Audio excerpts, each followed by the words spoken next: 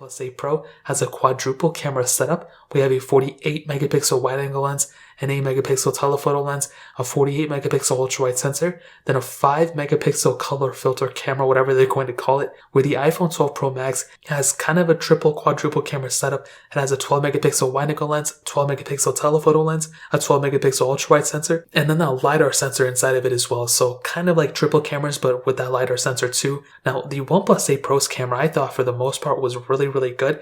It has a lot of capability. I don't think it's the best camera of this year, and I don't even think it's probably top 5. I would probably give that to the iPhones and the Samsungs, but I think the OnePlus 8 Pro's camera is good, and I think the biggest advantage that it has over the iPhone 12 Pro Max would probably come in the features. I feel like the OnePlus 8 Pro camera features are better than the iPhone 12 Pro Max, but really, when it comes down to it, the biggest downfall of the OnePlus 8 Pro is that front camera. It's a 16 megapixel sensor, but you can only do full HD video on it, aka 1080p. You can't even do 4K at 30 on that phone, which is insane on the front. You can do 4K at 60 on the back, just not on the front. With the 12 Pro Max, you can do 4K at 60 on the front and the back, which is amazing. And it's only a 12 megapixel sensor on the front, which is great. That's more than enough. But it's strange how they up in the megapixel count on the OnePlus 8 Pro, but they can't add 4K at 60, which is insane. So you're getting a far better camera, in my opinion, on the iPhone 12 Pro Max than on the OnePlus 8 Pro. Now, is it a deal breaker? I don't know. It just really depends on how much you use that front camera. If you're doing a lot of, calls and Zoom things on your phone and,